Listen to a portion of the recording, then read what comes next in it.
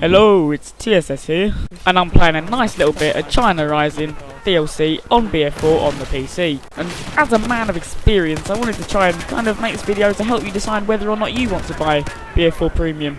Because after all, BF4 Premium will not come cheap. It is more money than the full retail game itself. And personally, I kind of think this is a bit wrong, so I managed to get it cheap for only 25 quid from cdkeys.net or something like that. Their link will be down in the description below if you want to check them out. Obviously, I'm not getting paid to say this, because why the hell would they pay a YouTuber who's only got 5 subscribers to promote their website? I just have to clear that up, because otherwise someone will turn around and just start shouting money whore or something like that they always do because they're uneducated and stupid. But yeah, let's get on with the video, because I've already started to babble on a lot, which isn't really good. So yeah, let's go on. I think first I'm going to probably give my review on the China Rising DLC, and then I'll probably move on to the BF4 Premium review later on in the video, so just stick around for that if you want to, or skip to whatever bit you want. I'll probably leave the times down in the description below. The China Rising DLC ships with 4 maps, 5 guns, and an array of useless, stupid little assignments that you probably don't need to complete because they're kind of useless, as I said earlier. I have played all of the maps and used only one of the weapons so far, and I can assure you right now that the maps that are included are extremely good, and all of them do have their faults and their little glitches and bugs, but overall they are very, very good and well worth playing. The first of these 4 maps is Guilin Peaks, which you are watching right now, and it's definitely my favourite. This is probably because I always know where to be, and I always know exactly where the other team are going to be, so I kind of just enjoy it mainly because I know what to do on it. Obviously, another reason, which is probably the main reason to be honest, is that it actually looks extremely cool. I mean, it's a jungle for God's sake, of course it's going to look cool. It's got caves in it and everything, it's just brilliant. I mean, I haven't seen a map like this in a long time in the Battlefield series. I mean, BF3 just contained a load of urban jungles and it was just, I don't know, they were just a bit boring maps, but this has really spiced it up and it was really what Battlefield needed, to be honest. Another thing that I really like about it is that there seems to be a situation for every single weapon in the game on this map. I mean, if you want to go and use a PDW, then you can just go and run around in the caves and get a load of close quarters kills. And then if you want to use an LMG, there's a load of kind of long range bits where there's going to be loads of people running down a small sort of alleyway that you're going to be able to hold off down that you're meant to do with the LMG, that sort of thing. And then you can do what I'm doing now in the video and just sit around running around with a assault rifle or whatever. So I mean, it's really balanced in that sort of respects with gameplay and the guns and the balancing of all the weapons. And overall, as you can probably tell from what I've just said, I really, really do love this map. It's just great. There's no other way to describe it. You've got to play it to understand it. It's really good. But anyway, the second map that is on the list of the China Rising DLC maps is Silk Road. This map is kind of meh for me. Like, I don't really love it. I don't really dislike it. It's just kind of there. I mean, I can understand if you really are a vehicle player, this would be the best map you'll ever play. Just some brilliant vehicle warfare. It's basically like PlanetSide, to be honest. That's kind of how it feels. But as you can probably tell from the gameplay, I am definitely an infantry player. I cannot play in vehicles whatsoever. Like, I mean, if you just look at me, I'm really, really lucky to get kills. Like, I'm trying to include a bit of vehicle warfare in here every now and again, because it's kind of what this map pack is entirely about, to be honest. So I kind of had to pick some in there, but as you can tell, I'm really not very good at it. But even though I don't really enjoy playing in vehicles, I still manage to really enjoy to play this map somehow. I don't know how I do it, but it's just really good. I just find it so much fun to play. The balancing of vehicles in this game is so good. My favourite thing about this map is that it seems to be designed in a way that there are only one vehicle per flag each time, sort of roundabouts anyway, roughly. So it means that, for example, on the map flag that I'm looking at right now, I can literally just destroy that tank on it and then not have to worry about a tank coming back for at least another minute until it respawns again, which is probably why I enjoy it so much, because it means that I can have those infantry intensive moments in some areas if I manage to be a good engineer and a good team player and destroy the tank first. Now, the next map that I want to talk to you about is Outside Range, and this map was such a disappointment to me. It really was, because I was really enjoying the map design of this map, like so much. It was just a blast to play when I was defending the big mountain on the map, which is the main spawn point on it.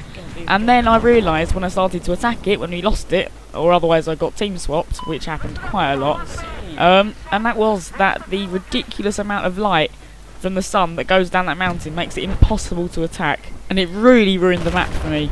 I mean, you're at a huge disadvantage anyway when you're attacking a big mountain, mainly because they get a height advantage on you, and also you're attacking and they're defending. But when you literally cannot see anyone that you're shooting at because of the sun that's just blinding your eyes and the scope glare, whatever it's called, it's just absolutely, it just ruins the map.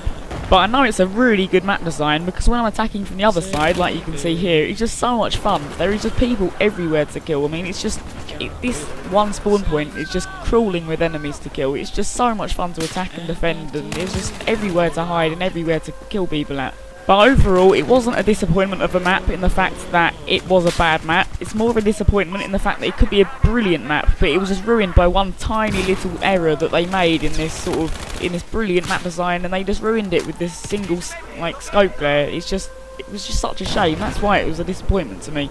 Not because it was a bad map, but only because it was just ruined by one tiny little thing. Now the final map in the China Rising DLC is called Dragon Pass, and I believe this map is a remake of a very well known and favoured map from Battlefield 2, but I haven't played Battlefield 2 so I don't know, I can't compare it to that, but all I know is that it is a remake of a map from Battlefield 2.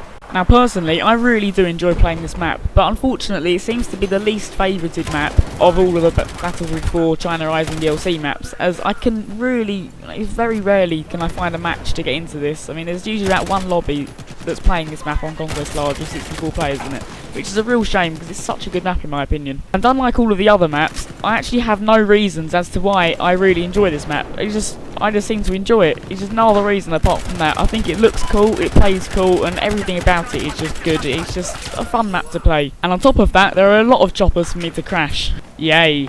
So all in all, as you can probably tell, I really do enjoy this map pack. I think it's one of the best map packs I've played with Battlefield game in a long time. It's just a really good map pack. It's just spiced everything up that we've seen in a Battlefield game for a long time after the, as I've said earlier, urban jungle of Battlefield 3 that we've had, and the very few jungle environments that we've got in the Battlefield 4 base game. If you are playing on the Xbox One and can't access this map pack yet, then you really do have something to look forward to. I can assure you that you will enjoy it, and there is something in all of these maps for everyone.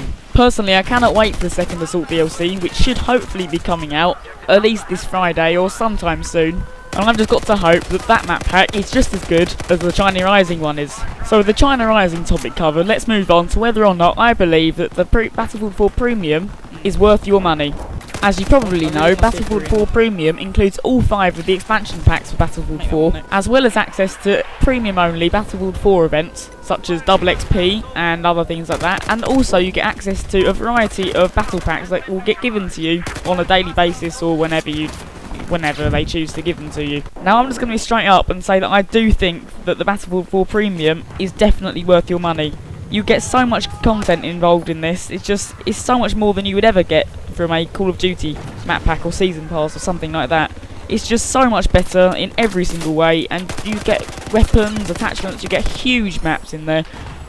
They're all about 5GB downloads. The only reason that I wouldn't advise that you go and buy Battlefield 4 Premium is if you currently can't play the game. For example, my friend can't play it. Whenever he joins a match, he gets kicked out of it instantly. I don't think that you should ever spend money on a game that you can't play. But then again, that is just common sense, and I don't really think I need to say that.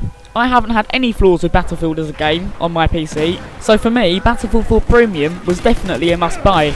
If you enjoy Battlefield 4 and put a decent amount of time into it like I do, then I see absolutely no reason as to why you wouldn't want to buy Battlefield 4 Premium, especially if you can get it for £28 like I did. Anyway, please leave a like and a rating, and also tell me in the comment section down below what your favourite map from the China Rising DLC map pack is, and obviously I'll be more than happy to respond. Please subscribe to keep up to date with more epic content, and for now, goodbye.